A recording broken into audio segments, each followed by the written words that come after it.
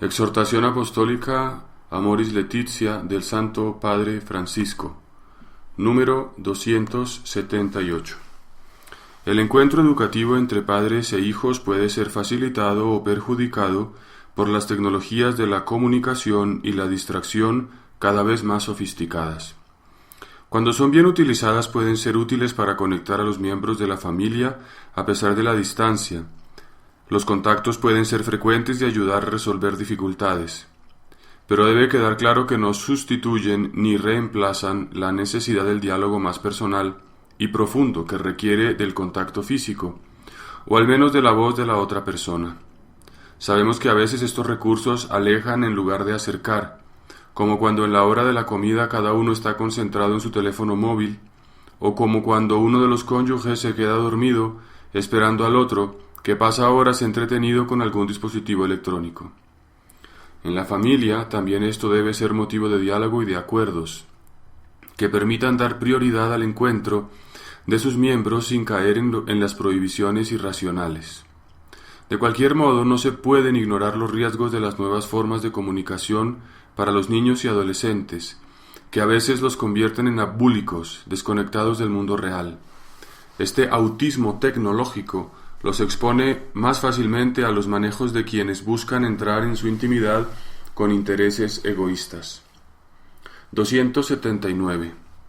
Tampoco es bueno que los padres se conviertan en seres omnipotentes para sus hijos, que solo puedan confiar en ellos, porque así impiden un adecuado proceso de socialización y de maduración afectiva. Para hacer efectiva esa prolongación de la paternidad en una realidad más amplia, las comunidades cristianas están llamadas a ofrecer su apoyo a la misión educativa de las familias, de manera particular a través de la catequesis de iniciación. Para favorecer una educación integral, necesitamos reavivar la alianza entre la familia y la comunidad cristiana. El Sínodo ha querido resaltar la importancia de la escuela católica, que desarrolla una función vital de ayuda a los padres en su deber de educar a los hijos. Las escuelas católicas deberían ser alentadas en su misión de ayudar a los alumnos a crecer como adultos maduros que pueden ver el mundo a través de la mirada de amor de Jesús y comprender la vida como una llamada a servir a Dios. Para ello hay que afirmar decididamente la libertad de la Iglesia de enseñar la propia doctrina y el derecho a la objeción de conciencia por parte de los educadores. Sí a la educación sexual.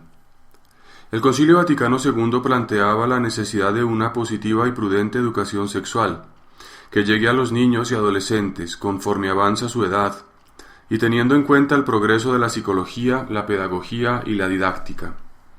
Deberíamos preguntarnos si nuestras instituciones educativas han asumido este desafío.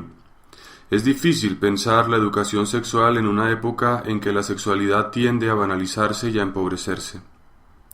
Solo podría entenderse en el marco de una educación para el amor, para la donación mutua.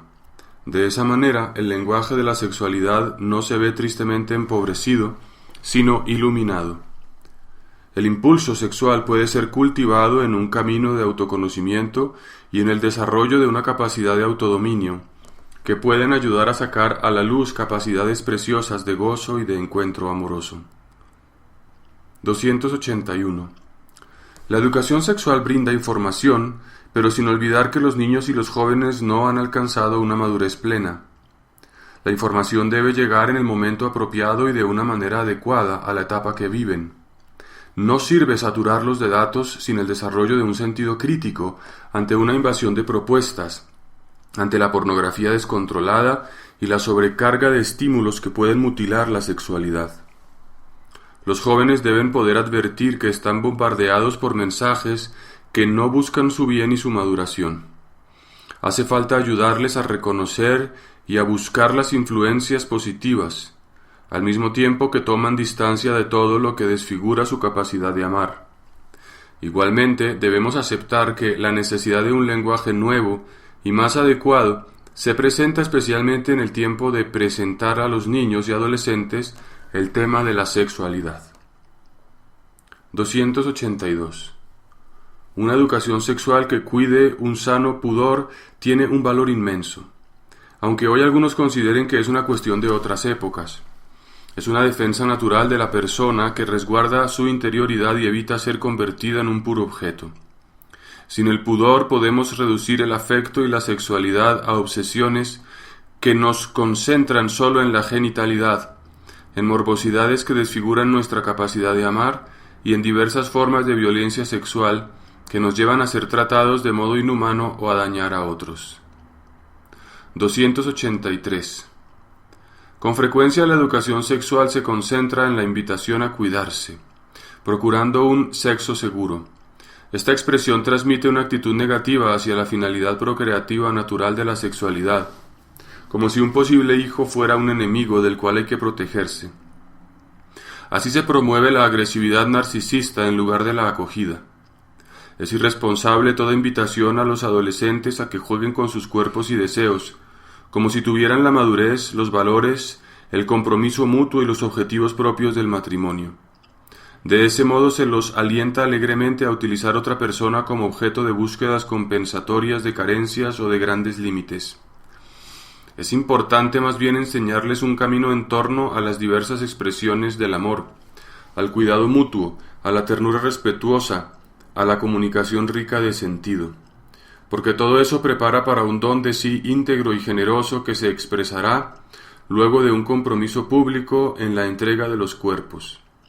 La unión sexual en el matrimonio aparecerá así como signo de un compromiso totalizante enriquecido por todo el camino previo. 284. No hay que engañar a los jóvenes llevándoles a confundir los planos.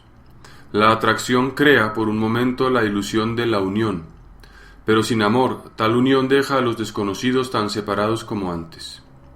El lenguaje del cuerpo requiere el paciente aprendizaje que permite interpretar y educar los propios deseos para entregarse de verdad. Cuando se pretende entregar todo de golpe, es posible que no se entregue nada. Una cosa es comprender las fragilidades de la edad o sus confusiones, y otra es alentar a los adolescentes a prolongar la inmadurez de su forma de amar. Pero ¿quién habla hoy de estas cosas? ¿Quién es capaz de tomarse en serio a los jóvenes? ¿Quién les ayuda a prepararse en serio para un amor grande y generoso? Se toma demasiado a la ligera la educación sexual. 285. La educación sexual debería incluir también el respeto y la valoración de la diferencia, que muestra a cada uno la posibilidad de superar el encierro en los propios límites para abrirse a la aceptación del otro. Más allá de las comprensibles dificultades que cada uno pueda vivir, hay que ayudar a aceptar el propio cuerpo tal como ha sido creado, porque una lógica de dominio sobre el propio cuerpo se transforma en una lógica a veces sutil de dominio sobre la creación. También la valoración del propio cuerpo o en su femineidad o masculinidad es necesaria para reconocerse a sí mismo en el encuentro con el diferente. De este modo es posible aceptar gozosamente el don específico del otro o de la otra, obra del Dios creador, y enriquecerse recíprocamente. Solo perdiéndole el miedo a la diferencia uno puede terminar de liberarse de la inmanencia del propio ser y del embeleso por sí mismo. La educación sexual debe ayudar a aceptar el propio cuerpo, de manera que la persona no pretenda cancelar la diferencia sexual porque ya no sabe confrontarse con la misma. 286. Tampoco se puede ignorar que en la configuración del propio modo de ser, femenino o masculino, no confluyen solo factores biológicos o genéticos, sino múltiples elementos que tienen que ver con el temperamento, la historia familiar, la cultura, las expresiones vividas, la formación recibida, las influencias de amigos, familiares y personas admiradas, y otras circunstancias concretas que exigen un esfuerzo de adaptación. Es verdad que no podemos separar lo que es masculino y femenino de la obra creada por Dios, que es anterior a todas nuestras decisiones y experiencias, donde hay elementos biológicos que es imposible ignorar. Pero también es verdad que lo masculino y lo femenino no son algo rígido. Por eso es posible, por ejemplo, que el modo de ser masculino del esposo pueda adaptarse de manera flexible a la situación laboral de la esposa. Asumir tareas domésticas y algunos aspectos de la crianza de los hijos no lo vuelven menos masculino ni significan un fracaso, una claudicación o una vergüenza. Hay que ayudar a los niños a aceptar con normalidad estos sanos intercambios que no quitan dignidad alguna a la figura paterna.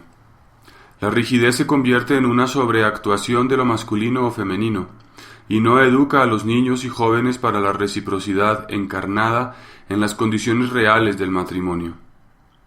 Esa rigidez, a su vez, puede impedir el desarrollo de las capacidades de cada uno, hasta el punto de llevar a considerar como poco masculino dedicarse al arte o a la danza y poco femenino desarrollar alguna tarea de conducción. Esto, gracias a Dios, ha cambiado, pero en algunos lugares ciertas concepciones inadecuadas siguen condicionando la legítima libertad y mutilando el auténtico desarrollo de la identidad concreta de los hijos o de sus potencialidades.